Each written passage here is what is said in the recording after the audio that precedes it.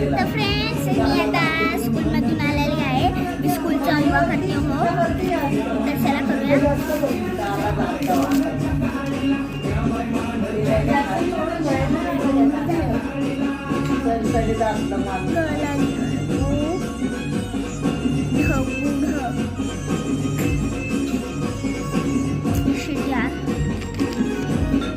घला दुसरा कारगू